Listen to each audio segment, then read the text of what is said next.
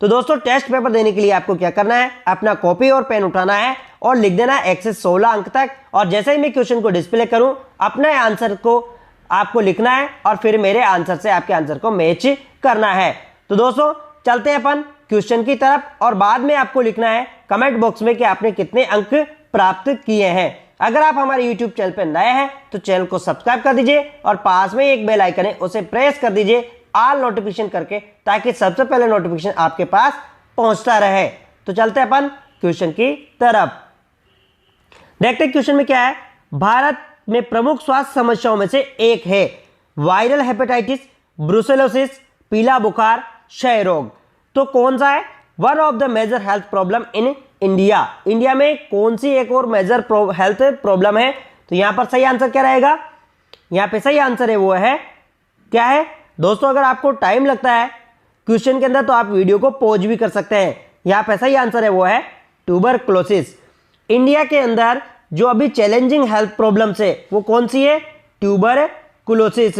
ठीक है, ट्यूबरकुलोसिस। आपको पता भी होगा ट्यूबरकुलोसिस किसकी वजह से फैलता है? Mycobacterium tuberculosis. और ये किसकी डिजीज है? ये जो डिजीज है वो किसकी है? ये जो डिजीज है लंग्स की डिजीज है, जो फेफड़ों की डिजीज है। समझ में आ गया? किसकी डिजीज है ये लंग्स की डिजीज है। कौन? ट्यूबरकुलोसिस। दोस्तों ये चैलेंजिंग कैसे है? क्योंकि इसका किसकी वजह से? क्योंकि जो ट्यूबरकुलोसिस का जो बैक्टीरिया है कौन सा? माइकोबैक्टीरियम ट्यूबरकुलोसिस, जो सबसे ज्यादा रेजिस्टेंट कर लेता है किससे? ड्रग से, इसलिए बहुत ज्यादा चैलेंजिंग है। यहां पर एक क्वेश्चन और मैं आपको बता देता हूं। कई बार एक एग्जाम में एक क्वेश्चन पूछा जाता है कि बीसीजी का वैक्सीन किसके लिए दिया जाता है? तो बीसीजी का जो वैक्सीन है वो किसके लिए दिया जाता है? ट्यूबरकुलोसिस के लिए। तो चलते हैं नेक्स्ट क्वेश्चन की तरफ। यहां पे क्वेश्चन में पूछा है total iron requirement during pregnancy. गर्भावस्था के दौरान आयरन की कुल आवश्यकता होती है 2000 मिलीग्राम, 1000 मिलीग्राम, 500 मिलीग्राम, 1500 मिलीग्राम। तो कितनी आवश्यकता होती है? यहां पर पूछा कुल आयरन की आवश्यकता। तो यहां पर सही आंसर क्या है? यहां पर सही आंसर है बी वाला 1000 मिलीग्राम mg। इतनी आयरन की आवश्यकता होती है। दोस्तों यहां पर एक चीज और आपको मैं बता देता हूं। कई बार ऐसे पूछा जाता है कि आयरन की टेबलेट कितने दिनों के लिए दिया जाता है प्रेगनेंसी के अंदर? तो 100 दिनों के लिए दिया जाता है। कितने दिनों के लिए दिया जाता है? 100 दिनों के लिए दिया जाता है। ध्यान रख लेना। फोलिक एसिड की भी कितने दिन के लिए दिया जाता है? 100 दिनों के लिए। ठीक है, तो लेकिन यहां पर हम बात कर रहे थे कितनी आयरन की कुल आवश्यकता कितनी होती है? तो 1000 mg की आवश्यकता होती है। चलते हैं नेक्स्ट क्वेश्चन की तरफ। बात करें नेक्स्ट क्वेश्चन में। क्वेश्चन में पूछा है किसी दिए गए भौगोलिक क्षेत्र के भीतर एक बीमारी की लगातार उपस्थिति को कहते हैं constant presence of a disease with in A geographical area. क्या कहते हैं उसे अपन? एंडेमिक, एपिडेमिक, स्पोर्डिक, क्या कहते हैं उसे? यहां पर सही आंसर क्या है? यहां पे सही आंसर है वो है क्या है? एंडेमिक। ठीक है, देखो यहां पर बात करें किसी भौगोलिक क्षेत्र की बात कर रहे हैं। भौगोलिक क्षेत्र जैसे मान लो मैं यहां पर आपको ये बताता हूं कि ये जैसे मान लो ये अपना इंडिया है। ठीक है, क्या है? अपना इंडिया है। ये अपना इंडिया है और ये इंडिया के अंदर मान लो हम बात करते हैं कि यहां पर क्या है? ये राजस्थान है। ठीक है, क्या है? ये राजस्थान है। तो इस भौगोलिक क्षेत्र में बात करें अपन, या तो राजस्थान के भी किसमें? एक झालावाड़ जिले में, यहां पर बात करें अपन झालावाड़ डिस्ट्रिक्ट की। अगर मान लो करें इस डिस्ट्रिक्ट के अंदर यहां पर कोई भी मान लो कोई एक बीमारी फैली हुई है, एक लोकल बीमारी फैली हुई है, उसे क्या कहेंगे अपन? और कांस्टेंट, लगातार, कंटिन्यू है। ठीक है, कंटिन्यू है। ठीक है, कंटिन्यू। ठीक है, ये जैसे मान लो ये कौन सा है? ये एक डिस्ट्रिक्ट है। एक डिस्ट्रिक्ट है किसका? राजस्थान का। और यहां पर क्या है? कंटिन्यू कोई बीमारी है, तो उसे क्या कहेंगे अपन? एंडेमिक। ठीक है, एपिडेमिक। ठीक है, एपिडेमिक यानी कि पूरे राजस्थान में फैली हुई है, उसे एपिडेमिक। ठीक है, या फिर इंडिया में फैली हुई है, उसे क्या कह सकते हैं अपन? एपिडेमिक कह सकते हैं। और लेकिन पूरे वर्ल्ड में फैली हुई है उसे क्या कहेंगे अपन? पेंडेमिक। जैसे पूरे वर्ल्ड में फैली हुई है उसे कहेंगे अपन पेंडेमिक। ठीक है, स्पोर्डिक का मतलब कोई डिजीज यहां भी है और कोई इस स्टेट में भी है और कोई इस स्टेट में भी है, उसे कह सकते हैं अपन स्पोर्डिक। ठीक है, यानी कि कुछ कुछ हिस्सों में यह बिखरी हुई फैली हुई है, उसे कहते हैं अपन स्पोर्डिक। समझ में आ गया आपको? यहाँ पे सही आंसर क्या रहेगा अपना? एंडेमिक। ठीक है, यहाँ क्या रहेगा अपना आंसर एंडेमिक रहेगा। चलते हैं नेक्स्ट क्वेश्चन की तरफ। दोस्तों ये क्वेश्चन काफी इंपॉर्टेंट है, कई कॉम्पिटिटिव एग्जाम में पूछा जा चुका है, इसके ऊपर आप स्टार लगा लेना। The golden colour of amniotic fluid is due to, amniotic द्रव का सुनहरा रंग निम्न के कारण होता है। ठीक है, अपना आंसर अपनी नोटबुक में लिखना है। RH इन असंगति से, अंतर्गर्भाशयी मृत्यु से, मैकोनियम के दाग से, पोस्ट परिपक्वता से। तो किसकी वजह से होता है गोल्डन कलर? ठीक है, सुनहरा रंग किसकी वजह से होता है? यहां पे सही आंसर क्या होगा? यहां पे सही आंसर है वो है RH इनकम्पेटिबिलिटी। ठीक है, RH इनकम्पेटिबिलिटी की वजह से कौन सा कलर होता है? Golden colour. गोल्डन कलर या सुनहरा रंग। ठीक है, सुनहरा रंग हो जाता है किसकी वजह से? RH इनकम्पेटिबिलिटी की वजह से। देखो दोस्तों मैं आपको बताता हूं जो RH इनकम्पेटिबिलिटी क्या है, मैंने एक बार पहले भी आपको बताया था कि जब मदर का ब्लड ग्रुप, जैसे ये मदर है, इसका ब्लड ग्रुप क्या है? इसका ब्लड ग्रुप अगर नेगेटिव है, क्या है इसका? नेगेटिव है। अगर इसने पॉजिटिव बच्चा, ठीक है, इसके अंदर क्या है? पॉजिटिव ब्लड ग्रुप का बच्चा अगर ये कंसीव करती है, यानी कि पॉजिटिव हस्बैंड से, ब्लड ग्रुप पॉजिटिव हस्बैंड से ये बच्चा कंसीव करती है, तो इसके अंदर कौन सी एंटीबॉडीज बन जाती है? RH एंटीबॉडीज बन जाती है। और ऐसी स्थिति में कई बार क्या होता है? RH इनकम्पेटिबिलिटी हो जाती है। और जो एमनियोटिक फ्लूइड होता है, एमनियोटिक जो फ्लूइड होता है उसका कलर कैसा हो जाता है? Golden colour. ठीक है, इंट्रायूट्राइन डेथ की बात करें तो इसमें कौन सा कलर होता है? इसमें टोबैको जूस की तरह होता है। ठीक है, इसमें इंट्रायूट्राइन डेथ, ठीक है, इंट्रायूट्राइन डेथ की अगर टोबैको जूस की बात करें अपन, या फिर डार्क ब्राउन है वो इसके अंदर होता है इंट्रायूट्राइन डेथ में। मैकोनियम की बात करें तो मैकोनियम फीटल डिस्ट्रेस को इंडिकेट करता है। पोस्ट मैच्योरिटीज का ग्रीन येलो, ठीक है, कौन सा? ग्रीन येलो कलर होगा एमनियोटिक फ्लूइड का, तो किसको इंडिकेट करेगा? वो पोस्ट मैच्योरिटी को इंडिकेट करेगा।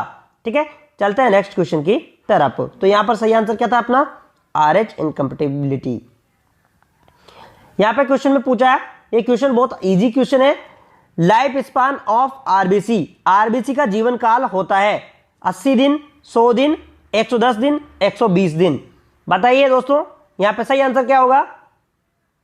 यहां पे सही आंसर है वो है क्या है? यहां पर 120 दिन। जो आरबीसी होती है उसका जो लाइफ स्पान होता है 120 दिन होता है। लेकिन ये किसकी बात करें अपन? अडल्ट।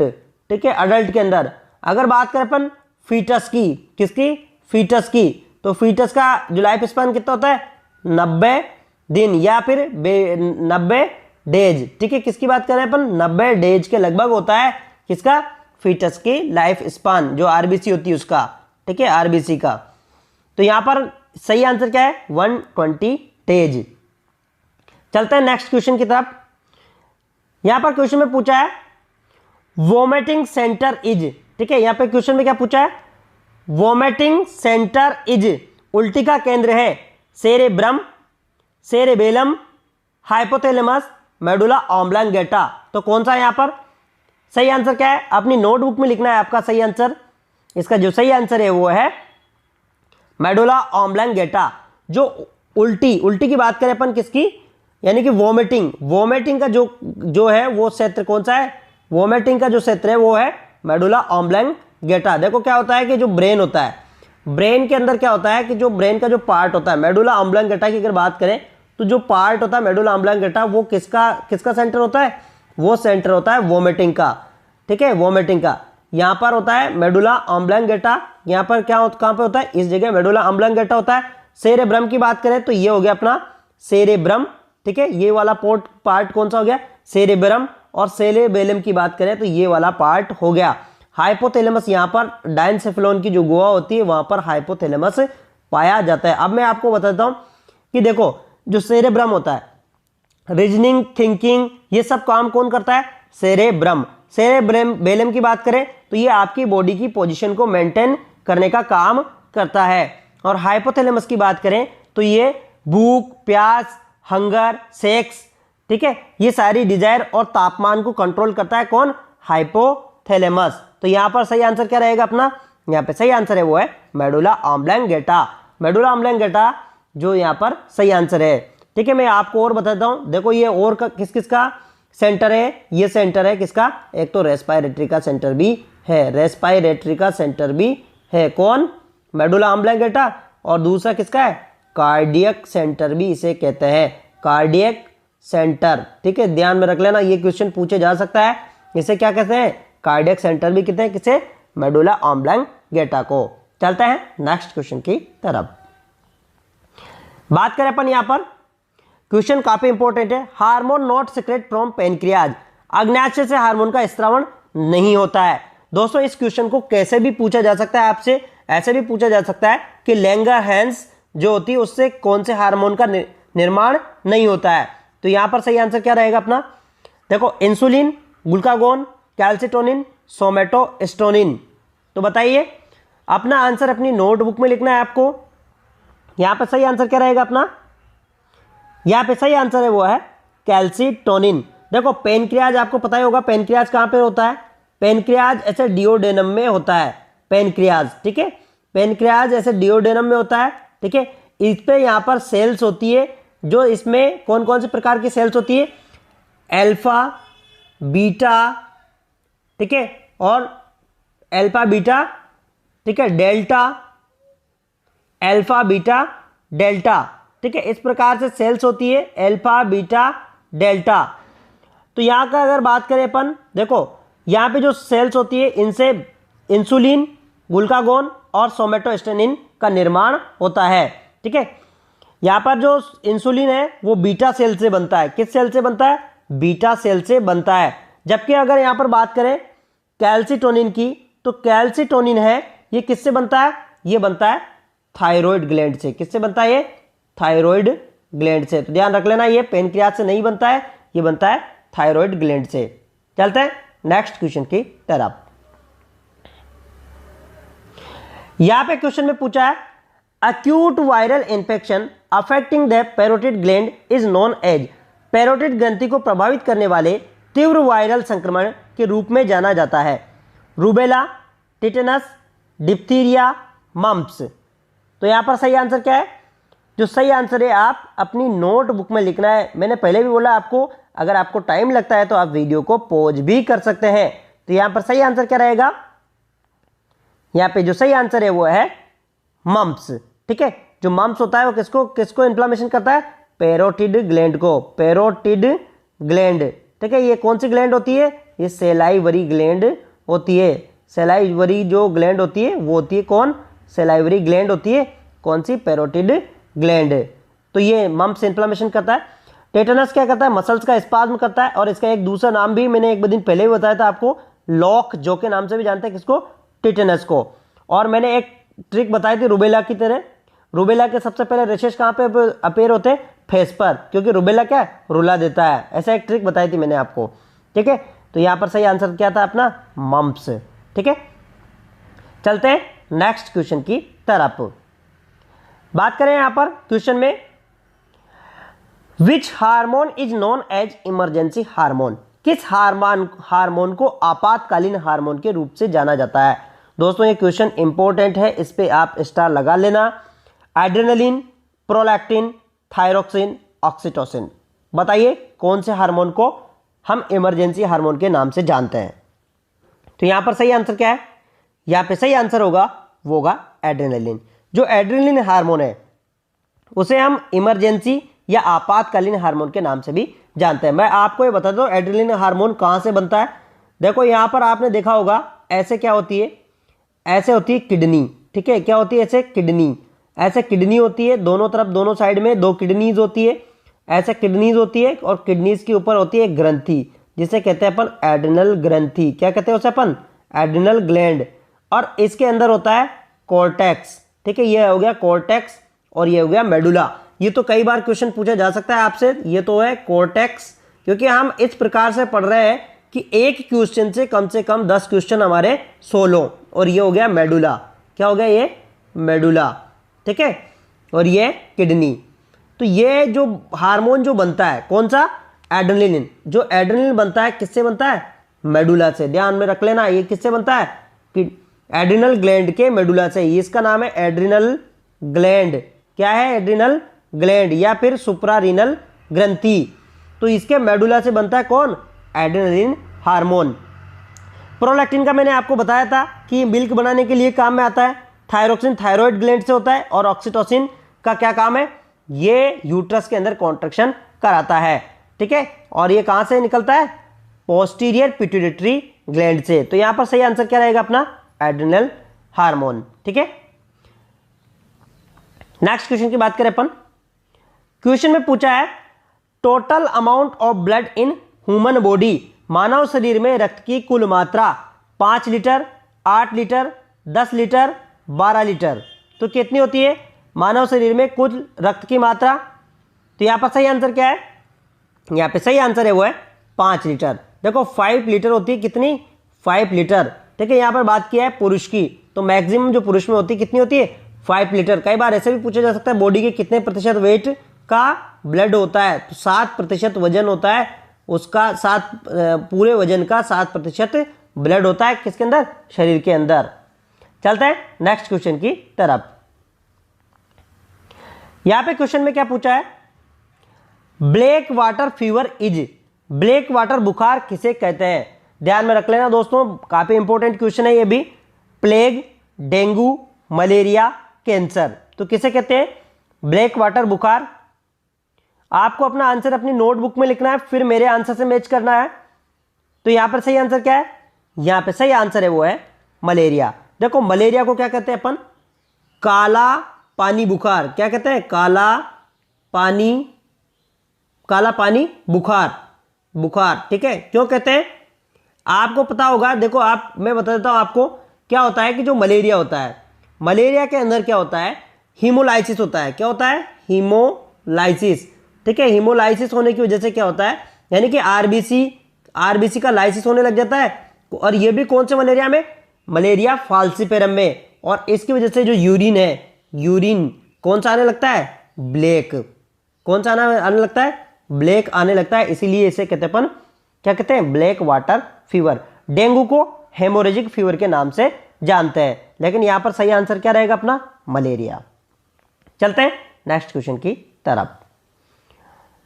यहां पे क्वेश्चन में पूछा है DOTS treatment is related to. ठीक है, डॉट्स उपचार बीमारी से संबंधित है, पोलियो, क्षय रोग, हेपेटाइटिस, कैंसर।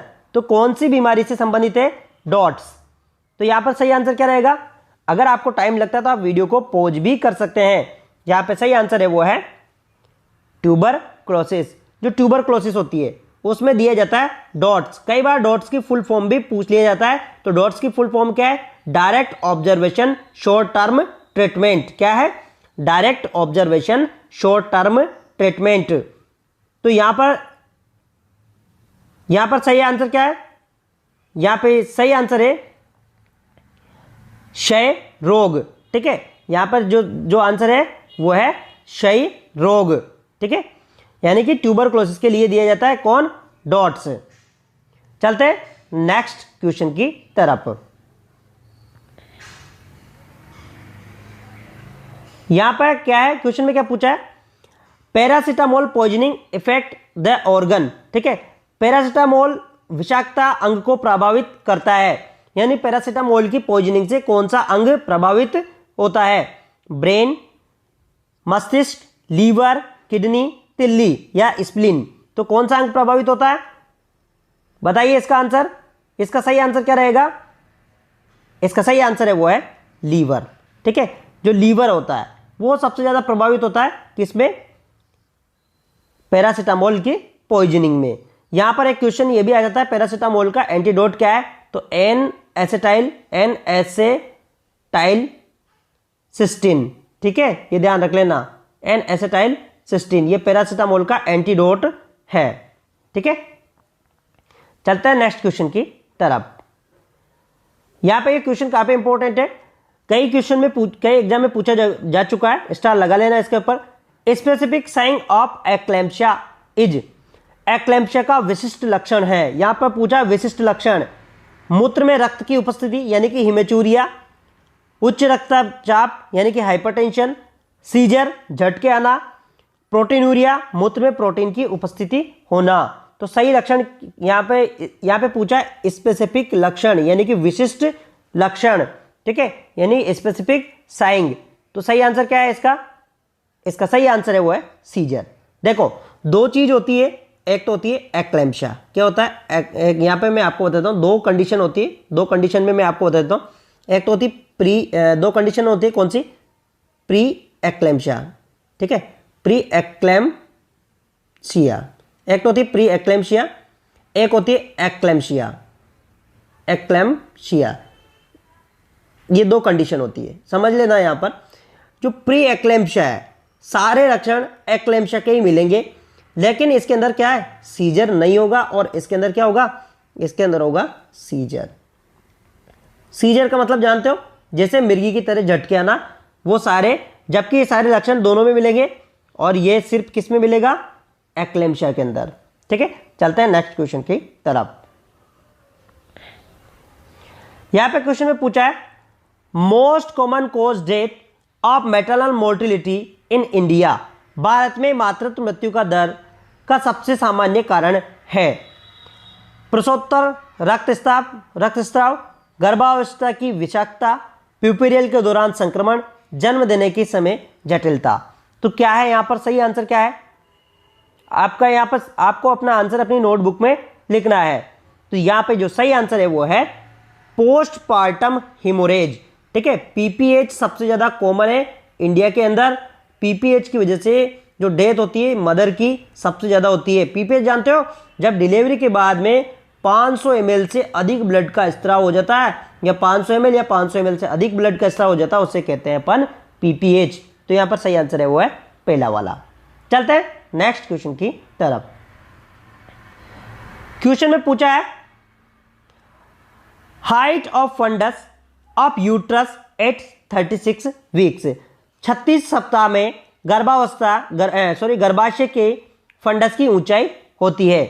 सिंपाइसिस प्यूबिस, नाभि पर, जिफिस्टर्नम पर, और नाभि के नीचे। तो यहां पर सही आंसर क्या रहेगा अपना? पूछा 36 वीक्स में गर्भावस्था में फंडस की ऊंचाई होती है।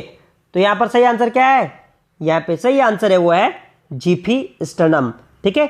जिफिस्टर्नम पर होती है, कौन सी? 36 सप्ताह पर। देखो 36 सप्ताह में, देखो मैं आपको बता देता हूं, ये ऐसे क्या है, मान लो फीमेल है, तो यहां पर ये इसके लंग्स है, या इसका यहां पर बात करें अपन, तो यहां पर अगर बात करें तो पेल्विस है ना, पेल्विस ऐसे है, ठीक है। तो हम बात करें यहां पर, ये पेल्विस बन गया, पेल्विस, और ये यहां पर अगर बात करें अपन, तो ये यहां पर ये कोई फीमेल्स है, ठीक है, कोई फीमेल है। अब ये अगर बात करें तो यहां पर जो यूट्रस की जो साइज होती है 36 वीक्स पर, यहां पर होती है किस पर? जिफिस्टर्नम पर। समझ में आ गया?